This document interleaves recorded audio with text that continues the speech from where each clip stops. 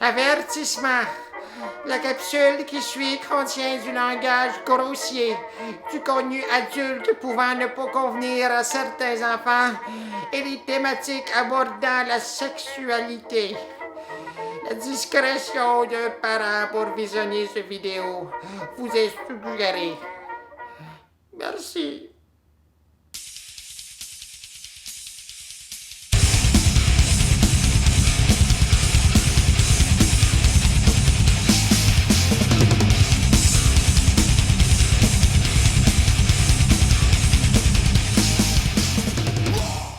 Bonjour à tous et à toutes! Bienvenue pour déjà cette troisième séance du cours de philosophie 2. N'ajustez pas votre appareil, ce n'est pas Jay du Temple d'Occupation Double qui vous parle, c'est bel et bien votre professeur de philosophie, Jean-Philippe, pour une autre séance de philosophie on ne peut plus exotique, les amis! J'ose espérer aussi que vous avez déjà commencé à travailler un peu. Écrire quelques notes au travers de 2-3 Netflix and chill, puis au travers de 2-3 bagarres avec des policiers. J'ose espérer quand même que vous avez commencé un tout petit peu à étudier, ou à tout le moins que vous avez suivi les cours jusqu'ici, chers amis. D'ailleurs, je pensais à vous autres justement hier soir. Je suis confortablement assis sur mon divan à regarder Netflix sur mon écran géant. Puis qu'est-ce que je trouve pas là-dessus? Je trouve sur Netflix une merveilleuse série sur Michael Jordan et la dynastie des Bulls de Chicago, la fameuse équipe de basketball des années 90. J'ai pensé à vous, pourquoi? Parce que ça a fait écho, ça m'a rappelé ce dont on a parlé avec Nietzsche et la volonté de puissance. Si vous ne l'avez pas déjà vu, allez voir cette série-là, ça s'appelle The Last Dance. On suit les Bulls de Chicago dans leur dernière année sportive avec le fameux line-up de Scottie Pippen, Michael Jordan et Dennis Rodman. Et ça m'a fait penser à Nietzsche, pourquoi? Parce qu'on voit clairement que Michael Jordan est l'incarnation même de ce que Nietzsche appelait la volonté de puissance. Donc si vous voulez une belle démonstration de ce qu'est qu'un être habité par la volonté de puissance, en cette fameuse force naturelle objective qui nous force à nous dépasser, nous dominer nous-mêmes pour être meilleurs, cette force vitale, va nous dire Nietzsche, ben allez voir The Last Dance sur Netflix, c'est capoté. Aujourd'hui les amis, nous aurons un plan de match pour le moins voluptueux. De quoi on va parler exactement? On va parler de sexe. Yes sir! Woo-hoo!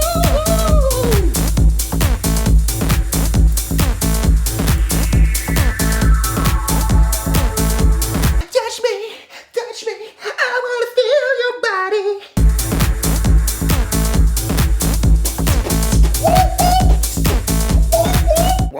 Ok, on se calme. Non, l'agacé, calme-toi un peu. Pas le sexe dans ce sens-là. La sexualité au sens pulsionnel. Oh, calice. Effectivement, l'auteur d'aujourd'hui considère que la sexualité est au fondement même de l'être fondamental de l'individu humain. Qui est cet auteur-là? Sigmund Freud. Freud s'inspirera notamment de la théorie de Nietzsche dont on a parlé. Sa lecture de ce philosophe-là lui permettra de formuler son hypothèse rendue célèbre, l'hypothèse de l'inconscient psychique. Et c'est d'ailleurs l'intitulé principal du cours d'aujourd'hui. D'ailleurs, si vous regardez sur la première diapositive du cours, c'est indiqué l'hypothèse de l'inconscient psychique et en sous-titre ou pourquoi nous sommes tous possédés par le démon. Sigmund Freud nous dira aujourd'hui que nous ne sommes absolument pas libres. Nous sommes effectivement déterminés par notre corps. Cette idée-là, on la retrouvait déjà chez Nietzsche, qui nous disait que c'était nos instincts, notre volonté de puissance qui déterminait essentiellement ce qu'on était comme être humain. Donc la liberté n'était rien d'autre qu'une pure illusion. Et bien chez Freud, c'est exactement le même principe. Selon lui, nous sommes déterminés par ce qu'il appellera notre inconscient psychique. Et dans cet inconscient psychique-là, qu'est-ce qu'il va y avoir? Il va y avoir des pulsions. Des pulsions générées par notre corps.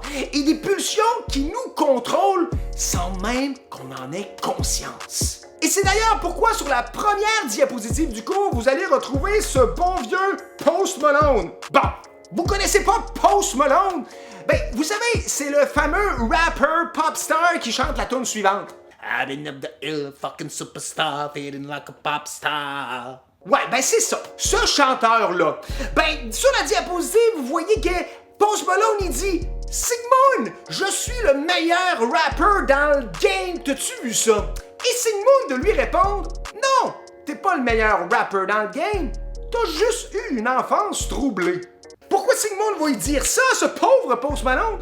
Ben parce qu'on va voir que pour lui, ce que Post Malone est devenu est essentiellement déterminé, conditionné, non seulement par l'enfance de Post Malone, mais surtout la sexualité durant l'enfance de Post Malone. What the fuck? C'est que Sigmund Freud est en train de nous dire que dans le fond, les enfants ont une sexualité?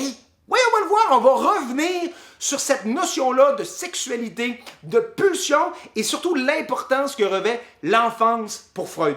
La philosophie freudienne, qu'on appellera aussi la psychanalyse, bien évidemment qu'elle a été influencée par plusieurs auteurs. Je vous avais dit explicitement que Freud s'était inspiré directement de la philosophie de Nietzsche, mais il s'est aussi un peu inspiré de d'autres auteurs en tant que tels, et notamment des littéraires, parce que Baudelaire, le fameux poète maudit français, avait effectivement déjà un peu annoncé l'arrivée de la psychanalyse de par certaines de ses idées. Dans son célèbre recueil Les Fleurs du Mal, Baudelaire disait d'ailleurs « Dans nos cerveaux ribote un peuple de démons ». Il ajoutait même à cela « C'est le diable qui tient les fils qui nous remuent ». Ouais, mais là, qu'est-ce qu'il voulait dire exactement par ça? Il avait de l'air un peu chaud quand il a écrit ces lignes-là. Par ces lignes-là, Baudelaire laissait déjà entendre qu'on a l'impression d'être libre, on a l'impression d'être autonome, de prendre des décisions par nous-mêmes, de se déterminer soi-même, comme le pensait Descartes. Mais dans le fond, Baudelaire pense qu'il y a quelque chose d'autre qui prend des décisions à notre place, à l'intérieur de nous. C'est un peu comme s'il y avait des démons, quelque chose de malsain, quelque chose d'étrange, d'inconnu en dedans de nous, qui nous dirait comment agir, et on n'aurait pas le choix d'y obéir, et tout ça se ferait un peu de manière inconsciente. Cette idée de base-là, c'est un peu l'idée qui va être au cœur même de la psychanalyse freudienne. On va en reparler tout à l'heure, c'est ce que Freud va appeler l'inconscient psychique. Mais là, il faut faire attention, Freud nous dira pas que dans le fond, on est tous possédés par le malin puis que la seule manière de s'en sortir, c'est par un exorcisme. Le corps du Christ t'oblige! Le corps du Christ t'oblige! Non, c'est vraiment pas ça que Freud va dire. Mais cependant, Freud va nous amener à nous interroger sur ces fameux comportements qui nous apparaissent irrationnels. Souvent, on a l'impression qu'on commet une erreur, mais si ces fameux comportements irrationnels-là, c'était pas juste une erreur, c'était parce que quelque chose en dedans de nous forçait ou nous conditionnait, nous déterminait à faire cette chose-là. Pour vous illustrer ce dont il est question un peu, j'ai envie de faire un petit parallèle avec une image, une allégorie que Platon, durant l'Antiquité, va utiliser pour parler des désirs humains. Cette expérience de pensée-là, cette image-là que Platon va utiliser, ben, on pourrait l'appeler l'expérience de l'anneau de Gygès. Qu'est-ce qu'était l'anneau de Gygès exactement? Ben, l'anneau de Gygès, nous dit Platon, c'était un anneau qui aurait le pouvoir de vous rendre invisible. C'est drôle, hein? Ça vous rappelle pas un film en particulier? Oui, tu sais le film, là, où est-ce que les héros, c'est des petits bonhommes nains avec des gros tabarnaks de pieds. Ben oui, évidemment, je parle de The Lord of the Rings. C'est la même affaire que l'anneau de Gygès. C'est d'ailleurs même inspiré de ce mythe grec-là. Bref, l'anneau de Gygès, c'est un anneau qui nous rend invisibles, nous dit Platon. Donc, j'ai envie de vous poser une question. Si du jour au lendemain, on vous donnait ce fameux anneau qui vous permettait d'être invisible et que vous le mettiez, qu'est-ce que vous feriez exactement si vous étiez invisible? Bon, là, imaginez-vous qu'il n'y a personne aux alentours qui vous regarde puis qui sait ce que vous allez dire. Donc, faites l'exercice à la maison. Marquez sur une feuille qu'est-ce que vous feriez, 3 choses que vous feriez si du jour au lendemain, vous pouviez devenir invisible. Je vous gage 100 piastres que dans les 3 choses que vous feriez si vous pouviez être invisible, ben il y a assurément au moins 2 de ces choses-là qui sont des choses interdites, des choses illégales, puis peut-être même des choses vraiment immorales. Puis c'est tout à fait normal. La plupart des gens feraient des choses qui seraient considérées comme immorales ou interdites en société s'ils étaient invisibles. La vaste majorité des gens feraient des trucs genre voler une banque, voler du monde, pranker du monde que t'es, à la limite même assassiner son professeur de philosophie. Bref, tout le monde ferait des choses interdites si personne ne les voyait puis qu'il était certain pas de se faire prendre. Et ce contenu qu'on va refouler dans notre inconscience, Freud nous dira qu'il va continuer d'exercer une influence sur la manière dont on va se comporter. C'est donc ce qui va l'amener à élaborer une hypothèse, celle du déterminisme pulsionnel. Donc, contrairement à Descartes, Freud pense que l'homme n'est pas un être de raison, un être d'esprit, mais il est davantage un être de corps. Il est un être de pulsion. Qu'est-ce que c'est exactement qu'une pulsion? Ben, c'est une charge énergétique qui pousse l'organisme vers un but. C'est donc une force, un peu comme la volonté de puissance dont on parlait. Donc, une force, une énergie qui nous pousse à se conduire, à se comporter et à penser certaines choses sans qu'on le veuille.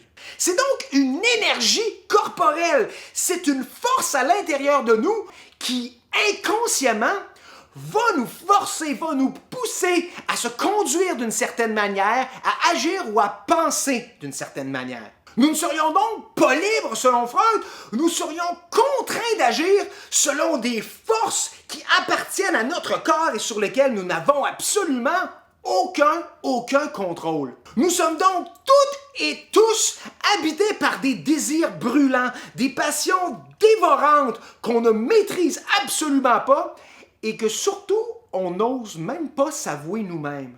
C'est pour ça que Freud va dire que nous ne sommes non seulement pas libres, mais nous sommes les esclaves de ces forces énergétiques à l'intérieur de notre corps qui nous dictent comment être et comment agir. La théorie psychanalytique de Freud sera donc la 3e grande blessure qu'on va infliger à l'orgueil de l'humanité. D'abord, on se souvient que Copernic avait clairement démontré que la Terre n'est pas le centre de l'univers. Ensuite, Darwin va nous dire que l'être humain n'est rien d'autre qu'une espèce qui descend du singe. Il n'est donc pas une créature divine particulière ou spéciale. Il est juste le fruit d'une évolution naturelle. Et maintenant, Freud rajoute l'insulte à l'injure en nous disant que non seulement l'homme n'est pas au centre de l'univers, il n'est pas une créature spéciale, mais qu'en plus, il n'est même pas maître dans le théâtre de son propre corps. On n'est même pas boss dans notre propre maison! Notre corps, qui semble être notre grande demeure, ben c'est même pas nous autres qui la contrôlent. Ce sont ces fameuses pulsions, ces charges énergétiques inconscientes qui gèrent notre maison à notre place. On est fucked! Une bonne preuve de ce que j'avance, c'est que l'Université de l'Ohio a fait des études scientifiques qui montrent que vous êtes toutes et tous des pervers sexuels. Oui, cette étude-là montre que les hommes pensent au sexe à toutes les 28 minutes, soit 34 fois par jour. Vous êtes des maudits cochons, messieurs. Les filles, vous êtes un peu moins pires. Vous pensez juste au sexe à toutes les 51 minutes. Mais quand même. Messieurs, ça veut donc dire que durant ce cours-là, vous allez penser au moins 2-3 fois au sexe. S'il vous plaît, gardez ça pour vous autres. On veut pas savoir. Je suis une bouteille de ketchup perverse. Mais là, vous dites sûrement, ouais, mais JP, voyons donc, si je pensais au sexe à toutes les 28 minutes, je m'en rendrais bien compte. Ben non, c'est justement ça le problème, nous dit Freud. Vous avez des idées, il y a des choses qui, inconsciemment, ont une emprise sur vous et vous vous en rendez même pas compte et vous n'êtes même pas capable de vous l'avouer. Donc, c'est ce que Freud va appeler l'inconscient psychique. Cet inconscient-là joue contre vous à toutes les minutes de la journée et vous n'en avez même pas conscience. Ça veut donc dire qu'il y a une part émotionnelle et désirante en dedans de nous que nous ne contrôlons peu ou pas, mais qui, elle, nous contrôle beaucoup plus qu'on le pense. Et d'ailleurs, on a juste à voir à quel point le sexe, c'est quelque chose qui est utilisé énormément dans la publicité commerciale notamment.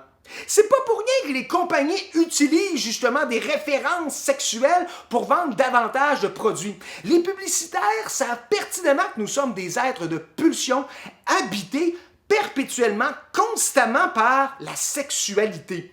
C'est donc pour ça que, par exemple, des annonces de pain vont utiliser des pains en forme phallique, qui ressemblent donc drôlement à un phallus, à un pénis. Ou bien que les publicités d'alcool ou de tabac vont utiliser souvent des jeunes femmes séduisantes pour vous amener à consommer leurs produits. Un autre excellent exemple, si vous regardez les Instagrammers les plus populaires dans le monde, ben c'est drôle, si vous regardez le top 10, ben dans ce top 10-là, je vous dirais qu'il y a au moins 80-90% de ces Instagrammeurs-là qui sont des gens qui, ma foi, affichent très ouvertement et explicitement leurs atouts corporels. Puis pourquoi ils font ça exactement? Ben c'est simple, parce qu'ils savent que le charme, la sexualité, ben c'est quelque chose qui vend et qui attire l'attention. Pourquoi? Parce qu'on est naturellement des êtres de corps et de pulsion. C'est exactement ce que nous dit Freud. Des phallus. Je vois des phallus partout. Donc, ce sont ces pulsions inconscientes-là qui, à l'intérieur de nous, nous forcent à agir d'une certaine manière et qui, visiblement, des fois, nous amènent à agir de manière totalement irrationnelle. Si on était effectivement strictement des êtres de raison, il me semble qu'on aurait davantage tendance à l'utiliser. Puis pourtant, plus souvent qu'autrement, ben, on agit comme des tout-croches puis on prend des décisions qui sont vraiment pas éclairées. Par exemple, vous savez que vous avez un examen hyper important demain matin. Sauf que là, à soir, il se passe quelque chose, une série d'événements, puis là, qu'est-ce qui arrive? Vous prenez la plus grosse brosse de toute votre vie, vous finissez gris, vert, un petit peu bancal, la grande face dans le vomi à terre, ça a pénétré. Puis le lendemain, vous vous réveillez complètement poqué. Il n'y a rien de rationnel là-dedans. Vous le saviez que c'était pas la bonne chose à faire de prendre une grosse cuite. Mais vous le faites pareil. Puis vous savez pas pourquoi, mais vous le faites. C'est complètement irrationnel. Moi, je me souviens à ma fête de 21 ans. À 21 ans, j'étais tellement excité de ma fête, j'étais chez nous dans mon appart, puis là, je tripais, j'avais invité des chums pis tout. Puis dans la frénésie du moment, qu'est-ce que j'ai eu envie de faire? J'ai envie de pogner la boîte de beignes qu'on avait achetée puis de me mettre à garrocher des beignes dans la piscine de l'appartement qui était juste en bas de mon balcon. Pourquoi j'ai fait ça exactement? Ça avait aucun maudit bon sens. C'était complètement cave. C'était irrationnel. Mais c'était plus fort que moi. Il fallait que je garoche des beignes dans la piscine. Ah puis tu sais, le lendemain matin, de voir le pauvre concierge arriver dans la piscine pour faire « Qu'est-ce que c'est ça? » Puis d'essayer de ramasser beigne par beigne les vieux beignets mouillés qui traînaient dans la piscine. La seule affaire qui était un peu poche, c'est que le concierge avait jamais su c'était qui, puis il m'avait jamais pogné. Puis là, aujourd'hui, je viens de me confesser. Sorry, not sorry, c'est de ma faute.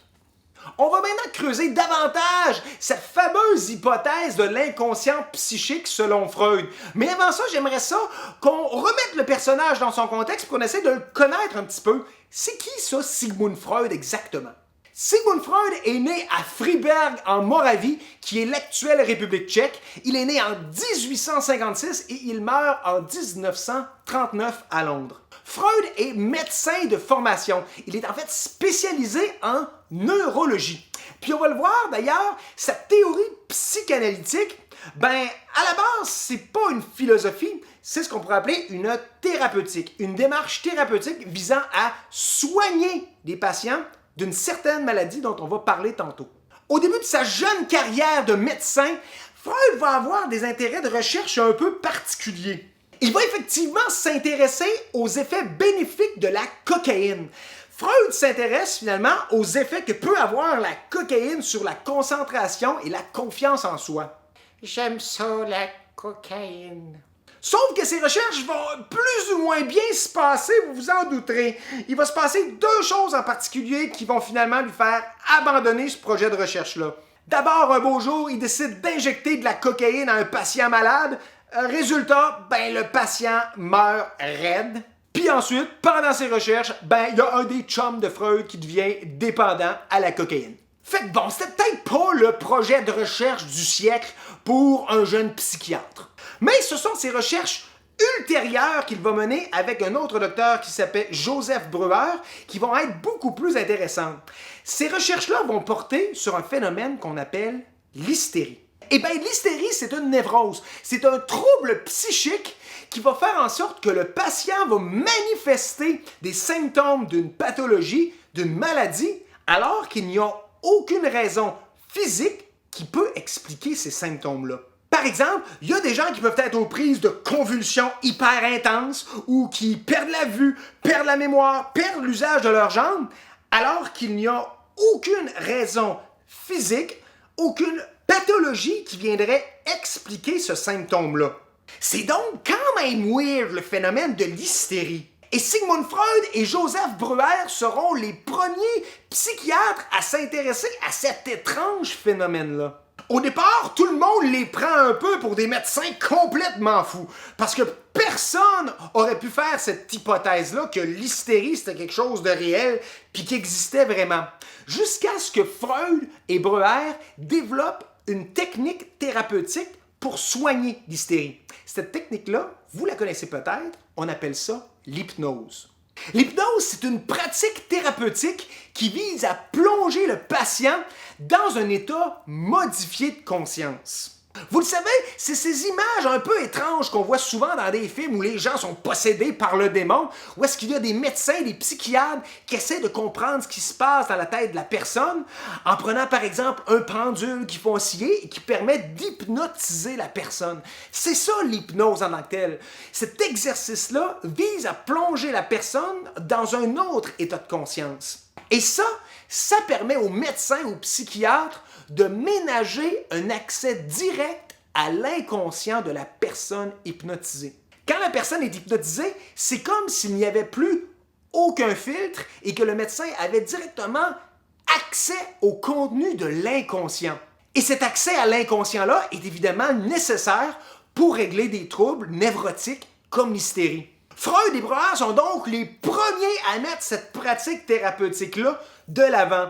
Puis aujourd'hui, c'est quand même funny parce que l'hypnose, qui était autrefois strictement une pratique thérapeutique, s'est aussi transformée en forme de divertissement parce qu'on connaît aussi beaucoup aujourd'hui dans les médias ce qu'on appelle l'hypnose spectacle.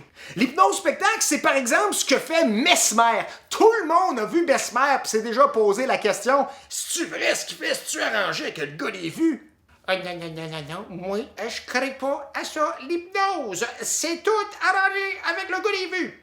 Oui, ça marche vraiment. Puis c'est pas arrangé avec le gars des vues. C'est vraiment une pratique efficace et qui fonctionne vraiment. Cependant, il faut que la personne, pour être hypnotisée, soit réceptive, c'est-à-dire qu'elle soit disposée à être hypnotisée. C'est donc pour ça que vous allez toujours voir un mesmer, par exemple, qui va toujours effectuer un test de réceptivité avant même d'hypnotiser quelqu'un. C'est un test qui permet de voir à quel point les personnes sont sensibles ou non à cette tentative d'hypnose. Tu sais, ce sont ces fameux moments où les gens collent leurs doigts puis sont plus capables de décoller leurs doigts. C'est ce qu'on appelle un test de réceptivité en hypnose. Mais Freud, dans le cadre de sa pratique psychanalytique, n'utilisera pas juste l'hypnose. Un peu plus tard, il va délaisser l'hypnose et plutôt fonctionner par association libre d'idées. Qu'est-ce que c'est exactement? C'est une méthode qui consiste à pousser le patient à exprimer sans discrimination toutes les pensées qui lui viennent à l'esprit de façon tout à fait spontanée. Vous avez probablement déjà vu des situations comme ça dans certains films, encore une fois. C'est ces fameux moments où est-ce qu'on voit des psychiatres, des médecins qui sont assis sur une chaise, silencieux, avec à côté d'eux, allongé sur un long fauteuil, un patient qui parle tout seul et laisse le libre cours à ses idées. Et ça, c'est une manière, encore une fois, pour la psychanalyse, de ménager un accès à l'inconscient de l'individu. Freud raconte d'ailleurs dans un de ses écrits qu'il avait déjà eu une patiente qui avait perdu complètement son odorat. Elle était incapable de sentir quoi que ce soit. Freud a donc procédé par association d'idées avec elle.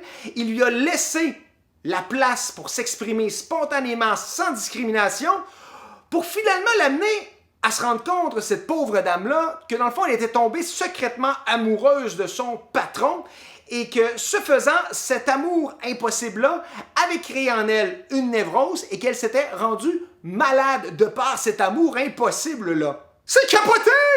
Mais ça marche pourtant, et Freud réussira d'ailleurs à soigner beaucoup de patients qui souffraient justement d'hystérie. Si vous avez Netflix à la maison, vous avez peut-être déjà remarqué qu'il y a une série intitulée Freud sur la plateforme. Effectivement, on a fait une série où le héros principal, c'est Sigmund Freud. Mais cependant, attendez-vous pas à un récit biographique puis historique de la vie de Freud. C'est pas ça, pas en tout. Ce qu'on a fait, c'est qu'on a simplement imaginé une histoire fictive où est-ce que Freud serait pas juste demeuré médecin, il serait devenu une espèce de médecin détective qui, par sa pratique psychanalytique puis par l'hypnose, aurait réussi à déjouer des complots criminels puis des dossiers de meurtre qui seraient irrésolus. Honnêtement, c'était un peu de la merde. C'est peut-être quand même divertissant, mais si vous écoutez ça, de grâce, pensez pas que ça s'est vraiment passé comme ça dans la vie de Freud. Ah, il y avait une vie pas mal moins excitante que ça. Mais maintenant, il est temps de passer aux choses sérieuses. On va maintenant s'attaquer au nerf de la guerre, c'est-à-dire qu'on va essayer d'observer, puis de comprendre, puis d'analyser en détail quels sont les rouages de cette fameuse hypothèse de l'inconscient psychique chez Freud.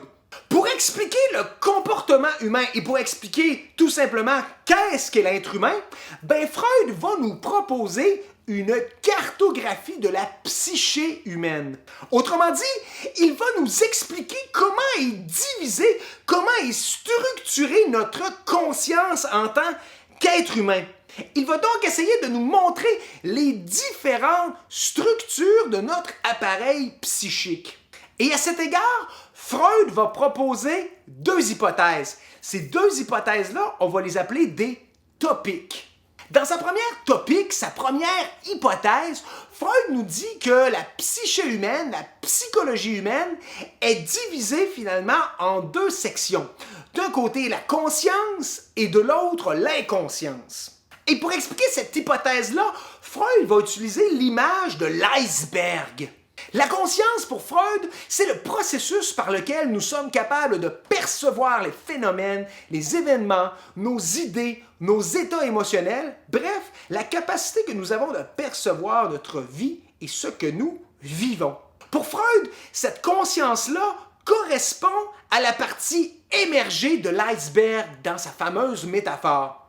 Mais si vous regardez bien l'image de cet iceberg-là sur votre diapositive, vous allez vous rendre compte que la partie émergée de l'iceberg, donc la conscience, c'est une toute petite partie de l'ensemble de l'iceberg. En fait, la majeure partie de cet iceberg-là n'est pas émergée, mais plutôt immergée. Elle est sous l'eau. Et à quoi correspond effectivement cette partie immergée-là? C'est l'inconscience. L'inconscience, c'est cet ensemble d'idées, de perceptions, d'émotions, de fantasmes, de souvenirs traumatisants dont nous n'avons absolument pas conscience, mais qui se retrouvent pourtant bel et bien dans notre psyché. L'inconscience est donc le siège de ces fameuses pulsions dont on parlait tout à l'heure, ces charges énergétiques qui vont pousser notre corps vers un but. Cette partie-là de notre psyché qui correspond donc à la partie immergée, donc sous l'eau de l'iceberg, c'est la partie la plus importante de notre psyché. Donc tous ces souvenirs traumatisants, tous ces fantasmes-là que nous avons refoulés dans notre inconscience jouent un rôle majeur sur ce que l'on est et déterminent fondamentalement ce que l'on est et ce que l'on croit de nous consciemment.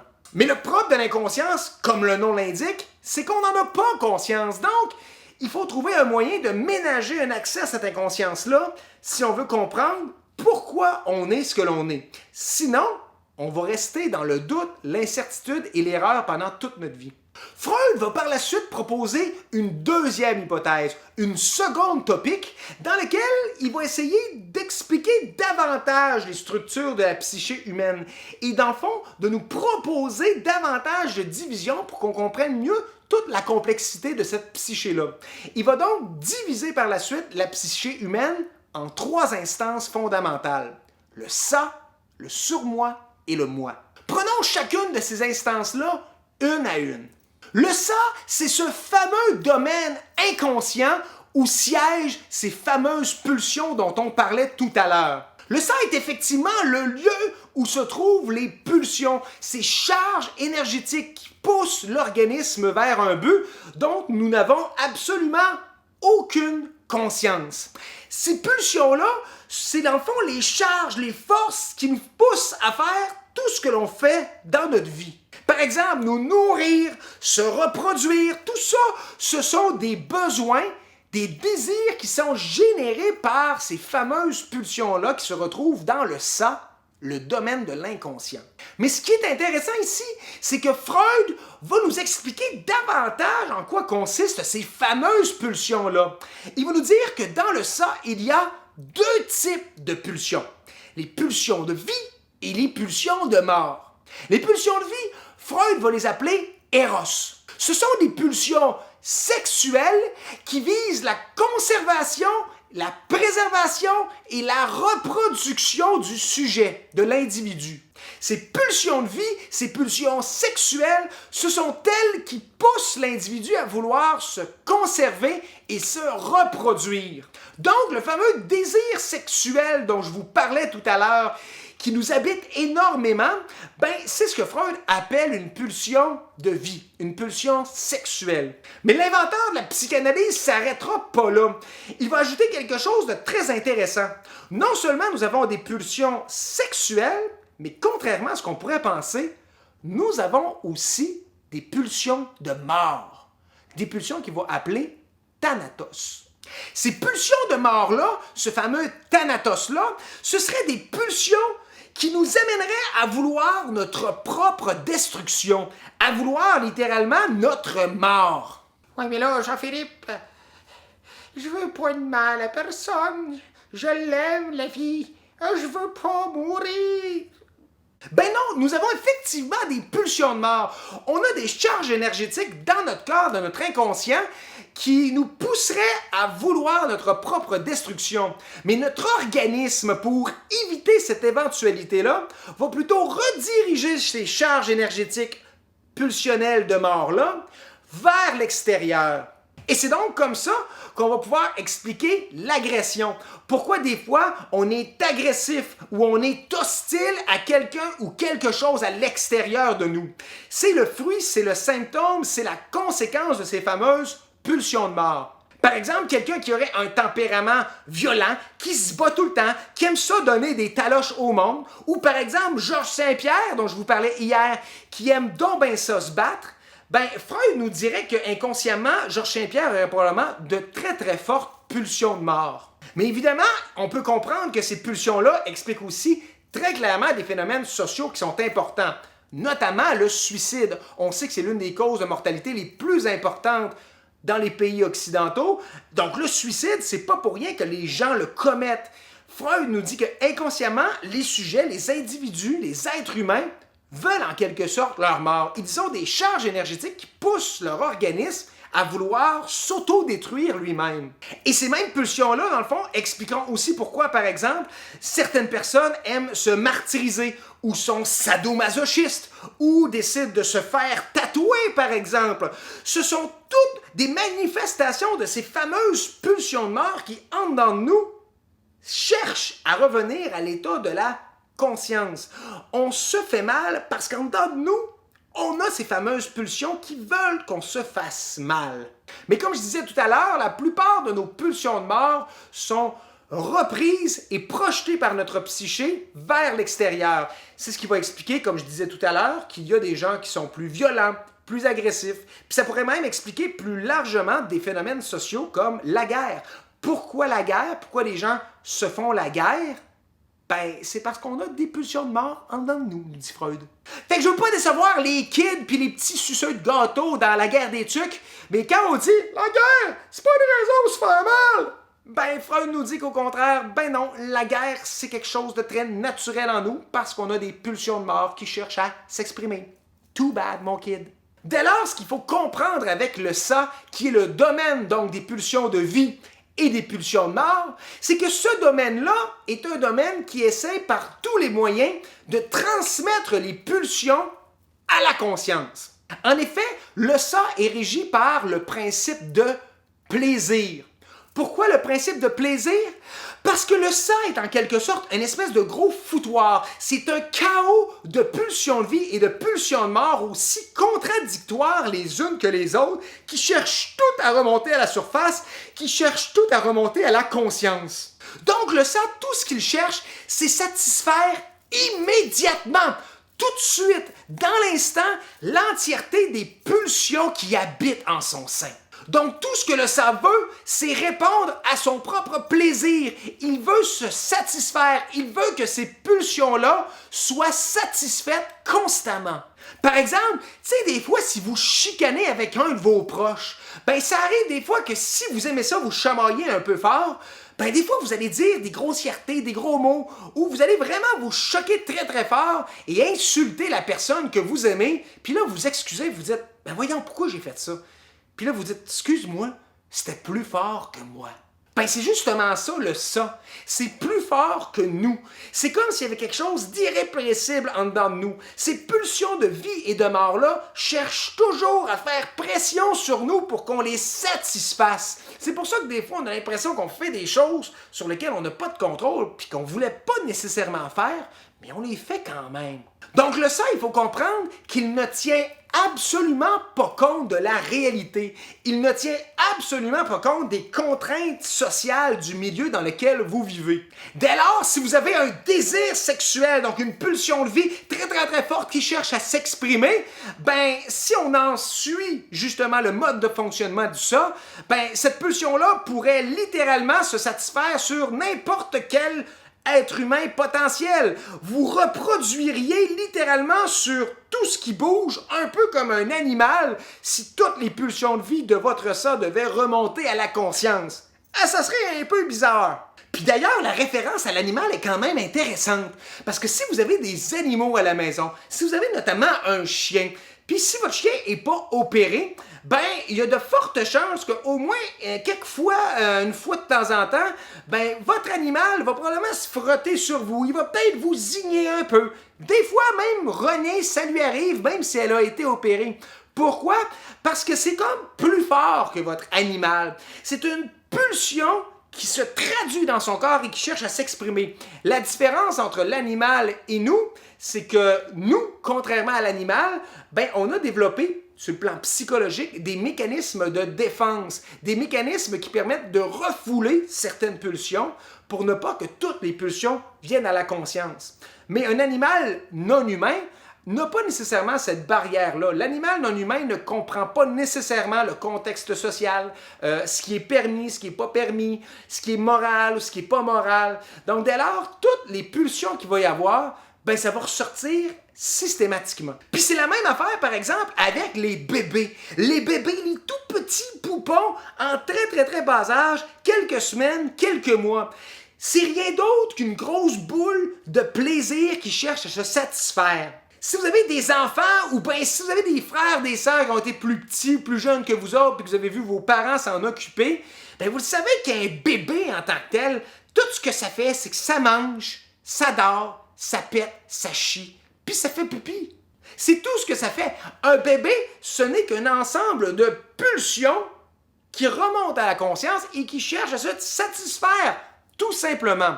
Pourquoi? Parce que le bébé, évidemment, n'a pas encore intégré des mécanismes qui vont permettre à certaines pulsions d'être refoulées dans son inconscience. C'est ce qui va donc nous amener à parler de la deuxième instance de la psyché, selon Freud, le surmoi. Le surmoi est aussi une structure inconsciente, mais qui cette fois-ci aura pour objectif de censurer la satisfaction des désirs du ça. La job du surmoi, c'est donc simple.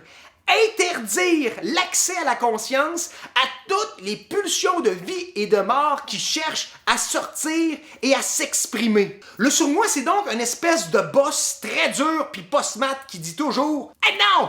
Ah non, non, non, non, non, non, non! Ah non! » Ce surmoi-là va résulter de l'autorité parentale et de la morale sociale que vous allez inculquer durant votre vie.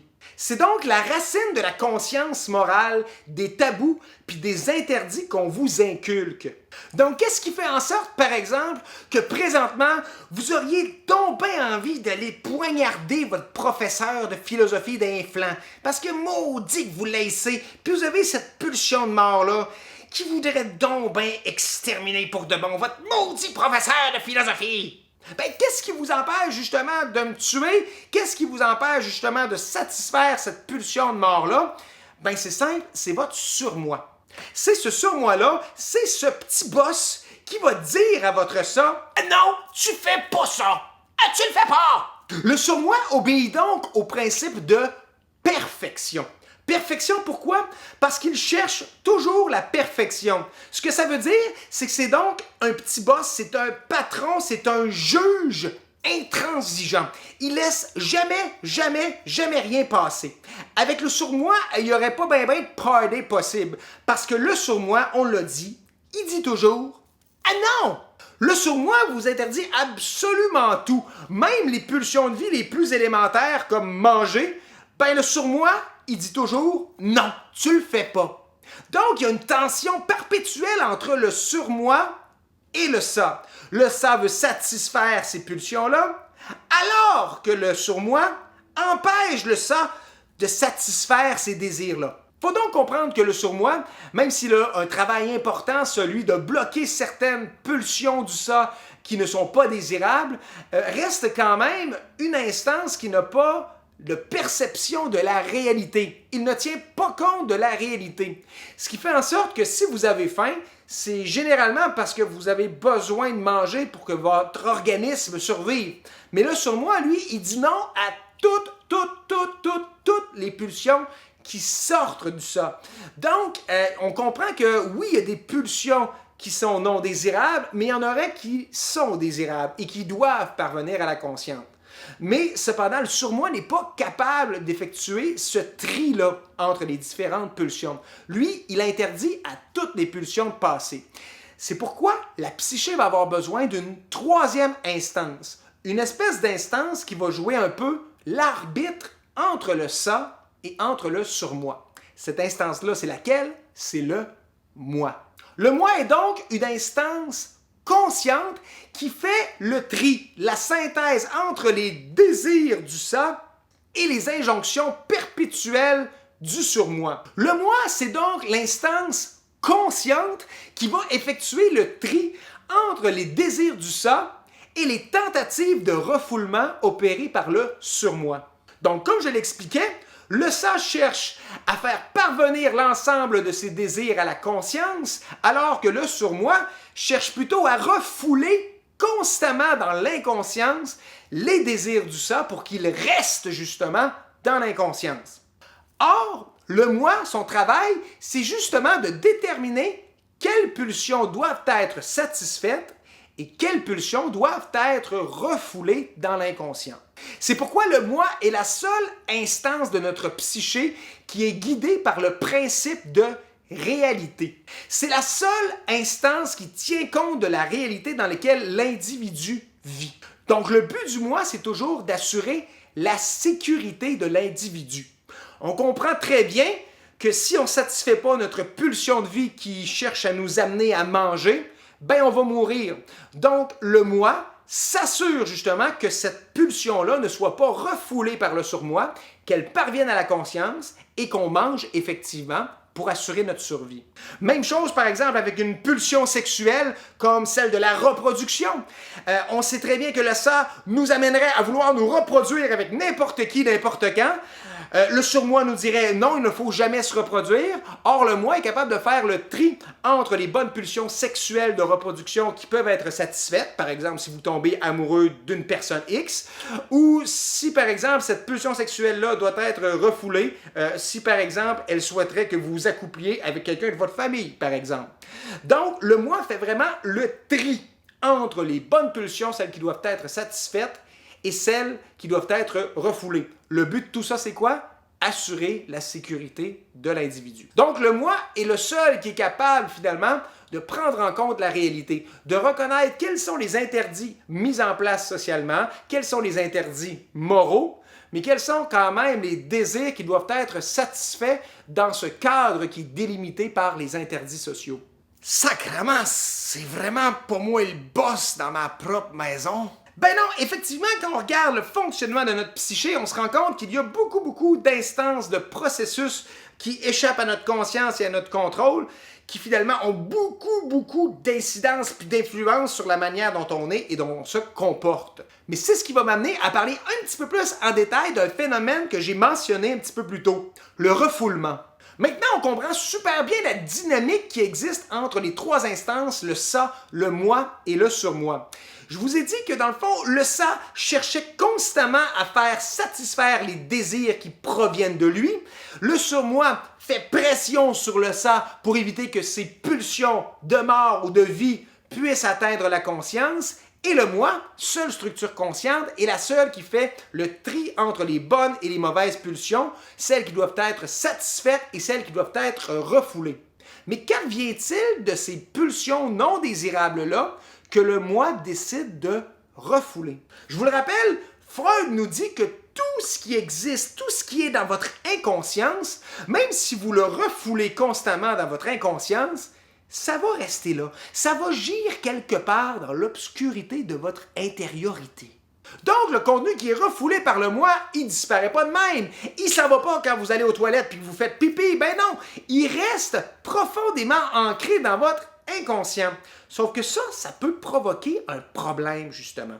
Par exemple, il y a des gens qui vivent des situations hyper traumatisantes, des événements traumatiques tellement intenses qui provoquent un choc émotionnel tellement grand que pour éviter justement de souffrir de ce choc-là, pour maintenir leur survie, pour assurer leur conservation, ben vont refouler les émotions puis les événements qu'ils ont vécus dans leur inconscience. Et ça, c'est un processus tout à fait normal. Je vous rappelle, le moi, ce qu'il veut, c'est assurer la sécurité, la conservation de notre organisme, s'assurer que l'on demeure en sécurité. Et ça, c'est tout à fait normal. Je vous rappelle que le moi, son travail, c'est d'assurer la sécurité de l'individu, sa conservation.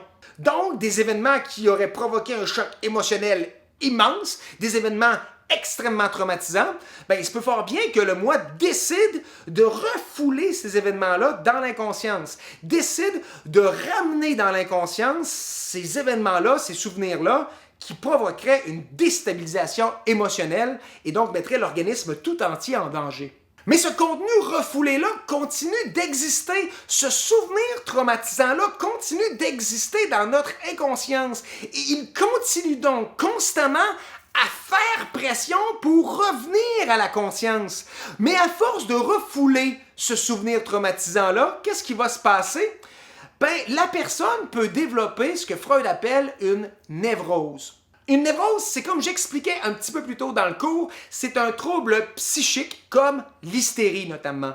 À force de refouler du contenu dans l'inconscient, ce contenu-là voulant sortir, ça finit par créer un trouble chez l'individu. Ça peut créer par exemple des symptômes de maladies physiques sans qu'il y ait justement de symptômes ou de causes physiques pour l'expliquer. C'est ce qu'on appelait tantôt l'hystérie. Donc, le refoulement risque toujours de générer de l'hystérie, risque de créer des névroses qui vont vraiment rendre la vie extrêmement difficile à la personne qui en souffre. Un excellent exemple de ça, ce sont les soldats qui vivent des chocs post-traumatiques lorsqu'ils vont à la guerre et qu'ils reviennent ensuite à la maison.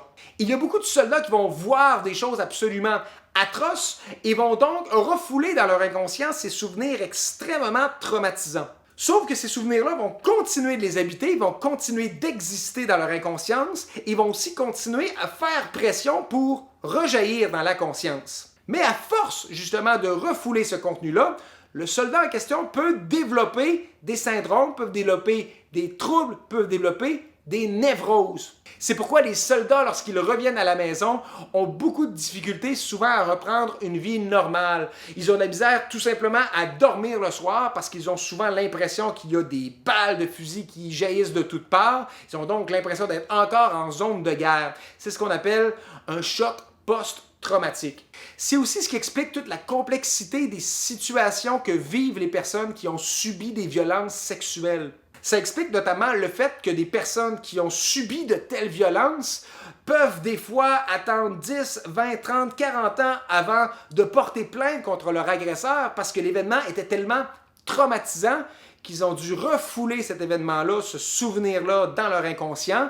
Et ce souvenir-là, faisant constamment pression pour revenir à la conscience, a fini par créer des troubles, des névroses, et qui ont forcé la personne justement à admettre ce souvenir-là et porter plainte par la suite. Donc, on comprend ici toute l'importance, mais à la fois tout le problème que peut poser le refoulement comme mécanisme psychique fondamental chez les êtres humains.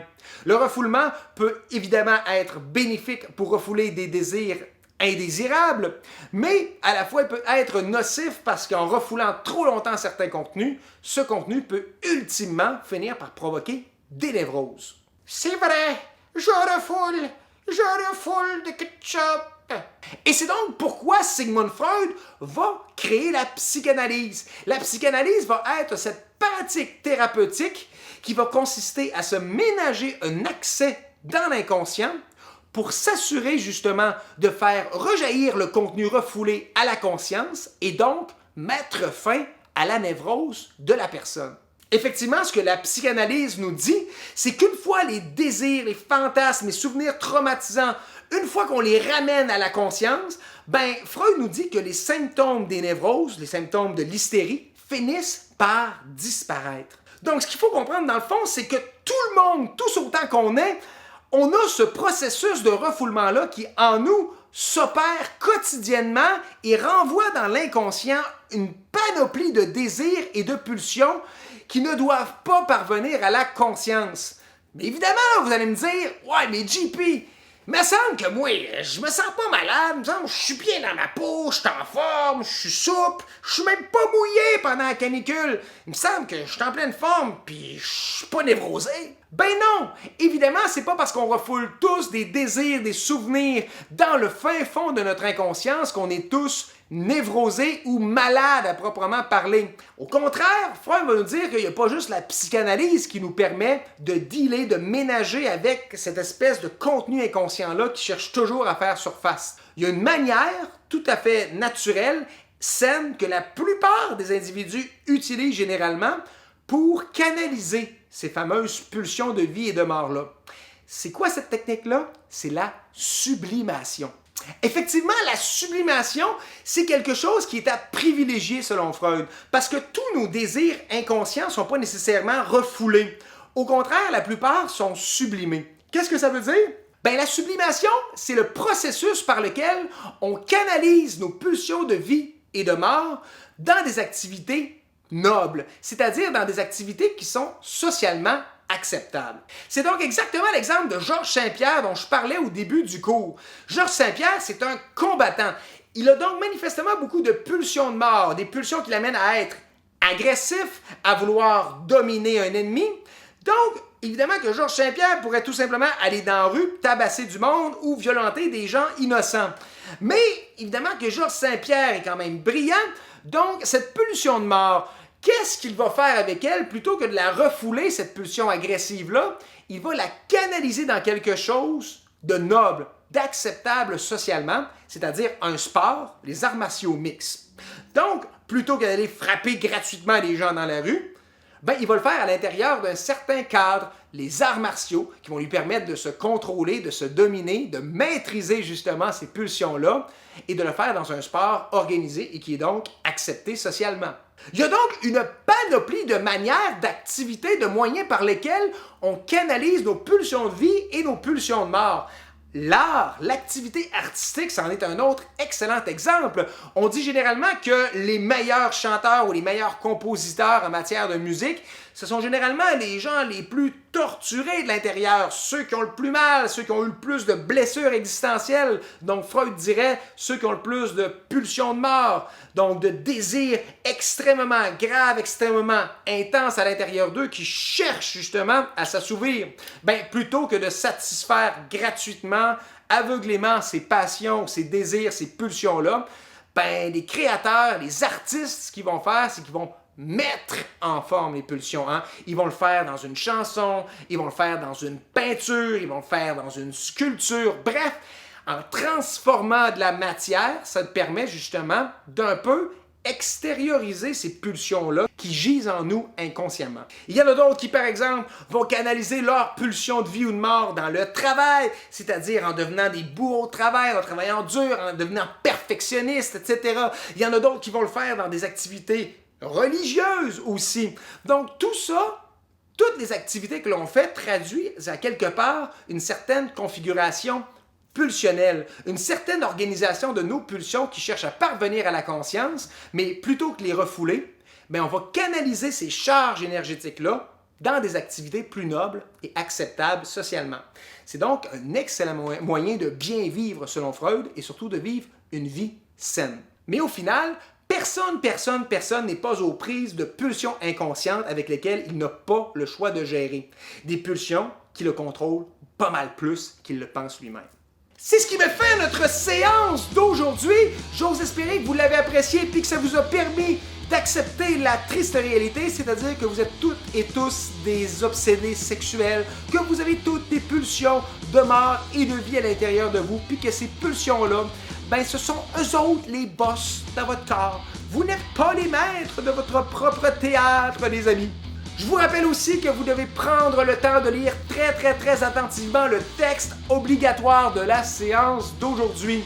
C'est un texte que Freud a écrit sur la violence et la guerre. Donc Freud va nous expliquer pourquoi il y a de la violence, pourquoi il y a de la guerre dans le monde. C'est un texte extrêmement fascinant et qui fait donc directement écho à ce qu'on a expliqué puis analysé ensemble aujourd'hui.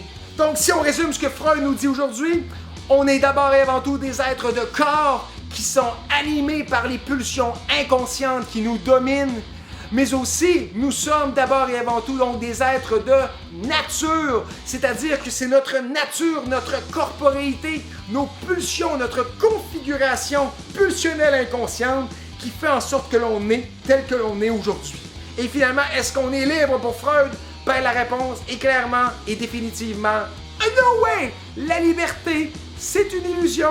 Nous ne sommes même pas libres dans notre propre maison, les amis. Et ce soir, je vous en convie, chers amis, ne comblez pas tous ces désirs inconscients et pervers qui vous habitent, mais comblez-en seulement quelques-uns. La modération a bien meilleur goût, les amis. Donc sur ce, sombrez dans l'excès, le vice, le chaos, le rock'n'roll, le métal, brûler des églises, faites tout ça à la fois. Bonne soirée et bonne nuit, chers amis.